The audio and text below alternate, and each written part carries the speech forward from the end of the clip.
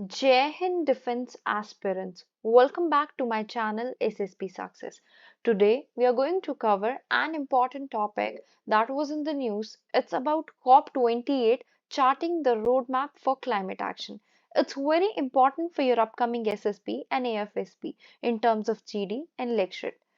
So let's get started with our topic. Before moving ahead, I would like to tell you अभी recently एक SSB हुई थी SSC tech women की मैंने उसकी डिटेल्स जो है एंड ऑफ द वीडियो में डिस्कस की है that is GD topics and lecture okay so let's get started with our topic अभी देखो conference of parties 28th conference of parties हुई थी और जो कहाँ हुई थी दुबई यूएई में हुई थी जिसमें 197 कंट्रीज प्रेजेंट थी उन्होंने अपने इनिशिएटिव्स दिए कि कैसे ग्लोबल वार्मिंग को कर्ब किया जा सके and they were engage in discussion कि कैसे हम फ्यूचर के क्लाइमेट एक्शन को रोक सकेंगे अब ये जो कॉन्फ्रेंस है ना काफी सारे पॉजिटिव आउटकम्स और डिसअपॉइंटमेंट्स देखने को मिली जिसके बाद जो कि एक स्टेप फॉरवर्ड है किसका आपका पेरिस एग्रीमेंट के बाद अभी आगे मूव करने से पहले हम ये जान लेते हैं सीओपी होता क्या है देखो सीओपी का मतलब जो होता है that is conference of parties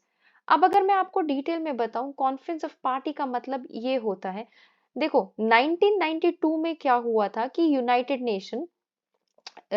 nation का एक फ्रेमवर्क कॉन्फ्रेंस हुआ था और वो किसको लेके था क्लाइमेट चेंज को लेके इनको लगा था कि दुनिया में क्लाइमेट चेंज बढ़ता जा रहा है जिसकी वजह से काफी ज्यादा डैमेजेस देखने को मिलेंगे इसी को लेके यूएनएफसीसी जो है वो उसने क्या किया एक मीटिंग ऑर्गेनाइज की उस मीटिंग में क्या हुआ उस मीटिंग के दौरान एक ट्रीटी साइन की गई 1992 में और इसी ट्रीटी को कहते हैं अर्थ समिट भी अब ये ट्रीटी साइन हुई तो ये जो सीओपी है ना उसके अंदर जो कॉन्फ्रेंस होती है जो इस ट्रीटी को साइन करने वाली कंट्रीज है ना वो जितने मेंबर्स हैं उसके उन वो जो है उनका कॉन्फ्रेंस होता है और सारी कंट्रीज आपस में ये कह सकते हैं हम आके मिलती हैं इसलिए इसको कॉन्फ्रेंस ऑफ पार्टी कहा जाता है तो ये हर साल होती है ये मल्टीलेटरल डिसीजन मेकिंग फोरम है क्लाइमेट चेंज को लेके जिसमें अलग अलग रीजन्स जो है वो ऑर्गेनाइज करते हैं और हर साल डिफरेंट जगह पे ऑर्गेनाइज होती है अब इसको इंडिया ऑर्गेनाइज करेगा कब 2028 में ठीक है अपार्ट फ्रॉम दिस अगर हम देखें जो सीओपी जो है वो मेन डिसीजन मेकिंग बॉडी है किसकी यूएनएफ ट्रिपल सी की ठीक है ये अडॉप्ट करते हैं decision resolution various aspects of climate action को लेके मिटिगेशन हो गया अडेप्टेशन हो गया फाइनेंस हो गया टेक्नोलॉजी एंड ट्रांसपेरेंसी अब क्या की आउटकम निकल के आए हैं कॉप 28 2023 के सबसे पहला जो की आउटकम था that was about global stock take text अब ये क्या है ये पीरियोडिक रिव्यू मैकेनिज्म जो है उसकी बात की गई जो कि पेरिस एग्रीमेंट के अंडर जो है एस्टैब्लिश किया गया था कब 2015 में ये जो टेक्स्ट है ना वो प्रपोज करेगा 8 स्टेप्स जिससे हम ग्लोबल टेम्परेचर राइज को कहीं ना कहीं एक 1.5 डिग्री सेल्सियस के एम्बिट में रखेंगे तो कहीं ना कहीं ये बोलना चाह रहा है कि ये ट्रिपलिंग होगी रिन्यूएबल एनर्जी कैपेसिटी की ग्लोबली और हम डबल करेंगे global average annual rate of energy efficiency जिसमें हम इंप्रूवमेंट लाने की कोशिश करेंगे और वो कब तक करने की कोशिश करेंगे 2030 तक ये नॉन CO2 एमिशन को जो है रिड्यूस करने की कोशिश करें in particularly methane emission globally by 2030 I mean ये CO2 एमिशन को रिड्यूस करने की कोशिश कर रहे हैं नेक्स्ट जो था transition away from fossil fuel COP 28 जो है वो ये कहता है कि हमें जो है ट्रांजिशन करने की जरूरत है कैसे फॉसिल फ्यूल से एनर्जी सिस्टम में ठीक है वो भी एक ऑर्डरली मैनर में इक्विटेबल मैनर में एक्सिलरेटिंग एक्शंस लेके ठीक है जिससे हम नेट जीरो अचीव कर पाए 2050 तक apart from that they have talked about global goal on adaptation जो ग्लोबल एडेप्टेशन गोल है वो फोकस करता है किस पे एनहांसिंग एडेप्टिव कैपेबिलिटीज पे वो वल्नरेबिलिटी को मिनिमाइज करता है for sustainable development at COP 28 एक टेक्स्ट कॉल ये जो जिसकी बात की जा रही है उसमें जो है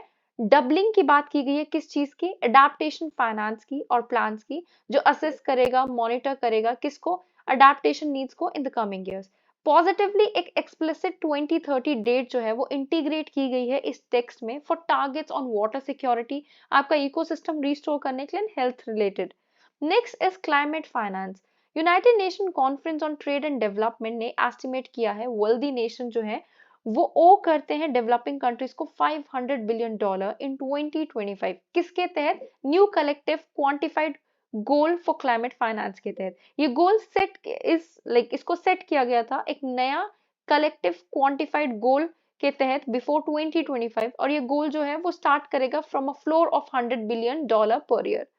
next is loss and damage fund was there. अभी काफी कंट्रीज जो है वो इस एग्रीमेंट पे पहुंची है कि वो ऑपरेशनलाइज करेगी लॉस एंड डैमेज फंड, जिसका एम है कंपनसेट करना उन कंट्रीज को जिनको क्लाइमेट चेंज से बहुत ज्यादा इंपैक्ट हो रहा है। एक स्पेसिफाइड परसेंटेज को ईयर मार्क किया गया है for least developed countries and small island developing countries. जो वर्ल्ड बैंक है वो ओवरसी करेगा the loss and damage fund in the beginning. Okay, next we have global renewable energy efficiency pledge.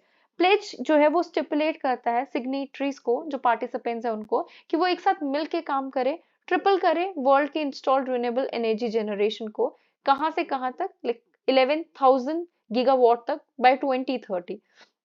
इसने जो है कलेक्टिवली डबल करने के लिए भी कहा है global average annual rate of energy efficiency को, जिसमें अराउंड 2 से 4% का इंप्रूवमेंट देखने की एक्सपेक्टेशन की गई है until 2030। Next is global cooling pledge for COP 20। ये इंक्लूड करता है 66 नेशनल गवर्नमेंट सिग्नेटरीज को, जो एक दूसरे के साथ कमिटेड है और एक साथ मिलके काम करेंगे और रिड्यूस करेंगे कूलिंग रिलेटेड एमिशंस को across all the sectors by at least 68% globally। ठीक है, next is declaration to triple nuclear energy. ये जो डिक्लेरेशन लॉन्च हुई है ना कॉप 28 में, उसका एम है ट्रिपल करना ग्लोबल न्यूक्लियर एनर्जी कैपेसिटी को बाय 2050। अब यहाँ पे आप इसको जो है इसके पिक्चर के थ्रू देख सकते हो कैसे कैसे चेंजेस आए हैं और 2050 तक कैसे इस एम को अटेन किया जा सकता है, जो अभी एक्सपेक्टेशन लगा के बैठी हैं different signatories. Now, what are the major engagements of India in COP28? If we talk about India's engagement, सबसे पहला Green Credit Initiative. Green Credit Initiative को conceptualize किया गया as a mechanism to incentivize, certain actions जो कि एक effective response की तरह होंगे to the challenge of climate change. Okay. Phase 2 of the leadership group for industry transition, lead IT 2.0, ये फोकस करेगा inclusive and just industry transition पे, को development and transfer of low carbon technology पे, और financial support पे जो emerge होके आएगी, जो कि क्या करेगी इंडस्ट्री ट्रांजिशन में एमर्ज होके दिखेगी ऐसी economies. Next is global river cities alliance. ये लॉन्च की गई थी कॉप 28 पे, जिसको लेड किया गया है national mission for clean Ganga under ministry of जल शक्ति गवर्नमेंट ऑफ इंडिया। ये जो जीआरसी है ये हाईलाइट करती है इंडिया का role in sustainable river centric development and climate resilience. ये प्लेटफॉर्म जो है वो फैसिलिटेट करेगा नॉलेज एक्सचेंज को, रिवर सिटी ट्विनिंग को, और डिसमिन करेगा बेस्ट प्रैक्टिसेस को। Quad climate group working group on climate on localized climate action. ये इवेंट फोकस करता है रिकॉग्नाइज करने पे, एम्पलीफाई करने पे, किस चीज की, role of local communities, regional governments in certain sustainable lifestyles को सपोर्ट करते हुए। What are the key concerns? देखो, कोई स्पेसिफिक टाइमलाइंस नहीं है कि कब फॉसिल फ्यूल का फेज आउट होगा। सेकंड कंसर्न वाज दैट कोई स्पेसिफिक टारगेट नहीं है कि कब ट्रिपल किया जाएगा ग्लोबल रिन्यूएबल एनर्जी को। कोई क्लियर मैकेनिज्म नहीं सेट हुआ है अचीव करने के लिए अडेप्टेशन गोल्स को। Lack of accountability on financial commitments देखने को मिली। वेरिंग इंटरप्रिटेशन देखने को मिली on climate finance. Apart from that, what should be the way forward? We need to commit to climate finance targets, then only we will be able to attain our goal, right? Clear road maps and timelines होनी चाहिए, उससे क्या होगा, हम अपने milestone और targets को achieve कर पाते हैं। Next is enhance national action plans होने चाहिए। कंट्रीज को अपने रिवाइज करने की जरूरत है, स्ट्रेंथन करने की जरूरत है नेशनली डिटरमाइंड कंट्रीब्यूशन, जो उनके एम्बिशंस और को रिफ्लेक्ट करे और कॉन्क्रीट करे क्लाइमेट एक्शन टारगेट्स को। Next is legislation and policy support. देखो, स्ट्रेंथन करने की जरूरत है डोमेस्टिक लेजिस्लेशन एंड पॉलिसीज को, जो सपोर्ट करेगी क्लाइमेट टारगेट्स की इम्प्लीमेंटेशन को। कैपेसिटी बिल्डिंग की अगर बात करें, हमें इन्वेस्ट करने की जरूरत है capacity building at local, national, international level, so that हम एनहांस कर सके किस चीज को, ability to implement climate actions effectively. ये प्रोवाइड करता है training and resources so that we could support technological, financial and institutional capacity. Next is international cooperation.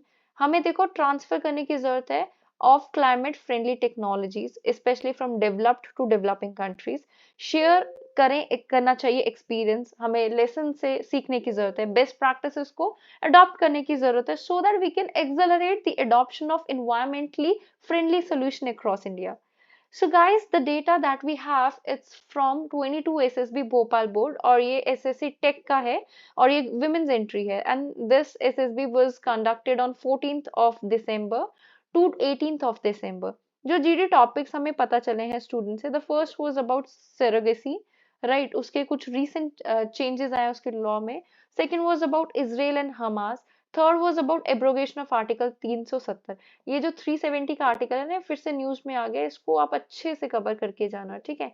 Lecture topics की बात करें, that was about clean energy, Chandrayaan, Swachh Bharat Abhiyan, diversity in India, sports league, old age homes, their pros and cons, hobbies and interest. So guys, that was all. I hope you like the video. If you like it, do like it, share it and subscribe our YouTube channel SSB Success. Your likes and comments motivate us to make more and more videos on time. Thank you everyone. Thank you so much.